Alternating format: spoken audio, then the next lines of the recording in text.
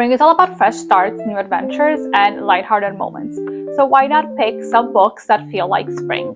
If one of your goals for this year was to read more or to get more into reading, today I will recommend to you some books that are perfect for spring. So if you're looking for an uplifting classic, some lighthearted reads, a bit of romance perhaps, or even a thriller, I have a couple of recommendations that I believe are perfect for spring. I'm Alex Vivian, and here are my spring reads. So the first book that I'd like to talk about is Anne of Green Gables by L.M. Montgomery. Now, this is a book that I actually listened to in audiobook form last year in the spring. I really love going on walks in the springtime, and Anne of Green Gables was the perfect companion for my springtime walks. I just remember it being such a fun read, and it just kept me company. It put me in a really good mood. So Anne of Green Gables is a book that focuses on our protagonist, Anne Shirley, who is an orphan, and she gets sent to this couple of elderly siblings. Their names are Marilla and Matthew Cuthbert in Canada. This book is set in Canada, and it follows essentially Anne's adventures as she grows up and she goes through life. She's, I believe, around like a 10-year-old, 12-year-old. So you get to see how she develops friendships. And I think what's really makes this book feel like spring is the fact that the ambiance is very atmospheric. You get to follow Anne in this town of, I believe it's called Avonlea. I want to say it's fictional, but there's, a lot of grass, and she gets to play outside with her friends. I also remember there's this lake, which Anne calls the Lake of Shining Waters. It's just honestly a ton of fun. And yes, it's meant to be a children's book, but honestly, if you're looking for an uplifting, lighthearted read about friendship, about growth, it's a perfect companion for spring. So definitely recommend this one.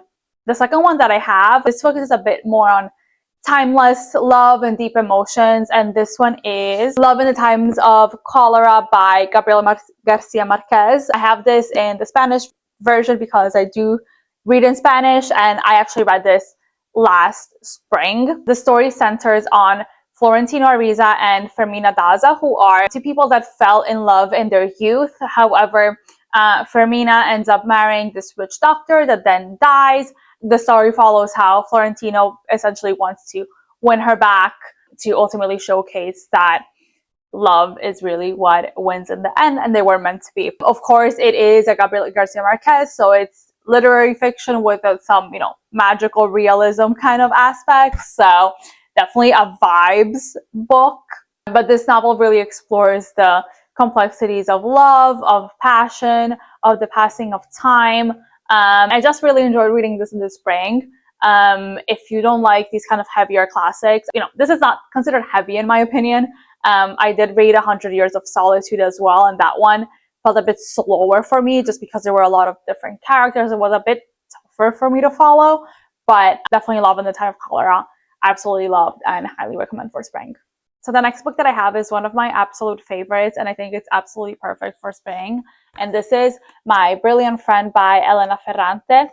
Now, my native language is Italian as I grew up there, so I have this gorgeous leather-bound version, which includes all 4 books because My Brilliant Friend is a series.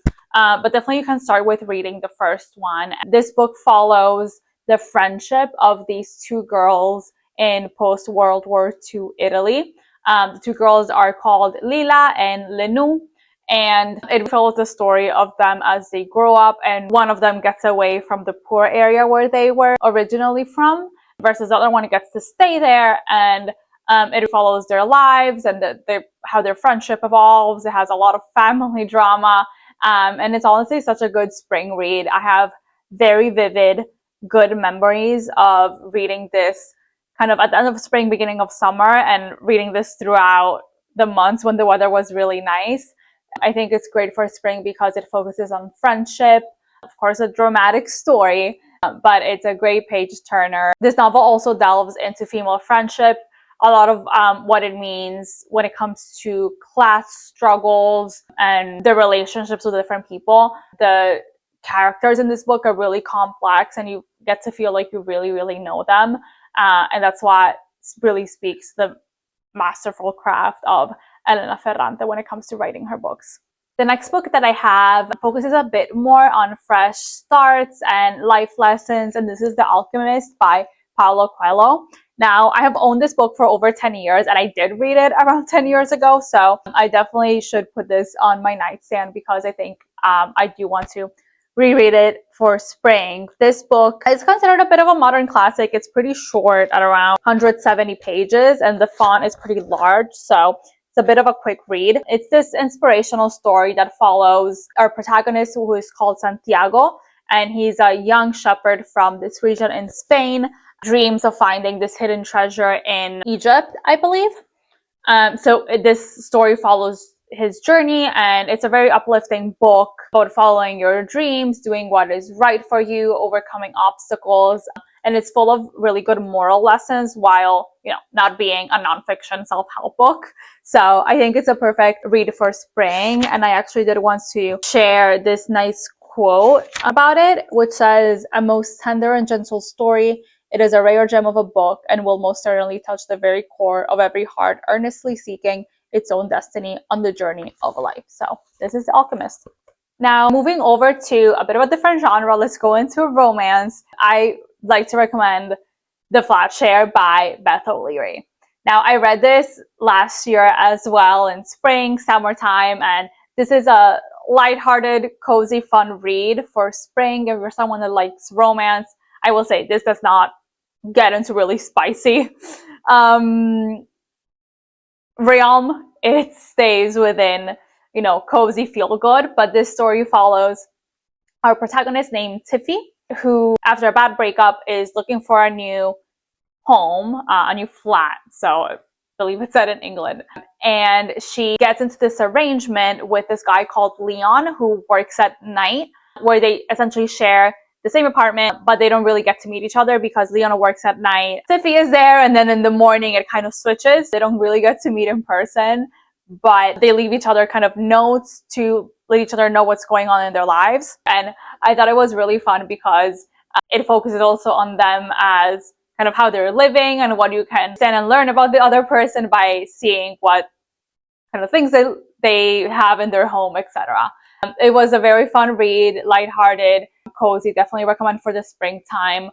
The next book that I recommend is called Convenience Store Woman by Sayaka Murata. It really gets you in your feels of healing and friendship and romance. So it's a bit of a slow burn, but definitely very fun. This is a Japanese book that's set in Tokyo, and our protagonist is called Keiko, and she has worked at a convenience store, Japanese convenience store, which they call konbini, for 18 years.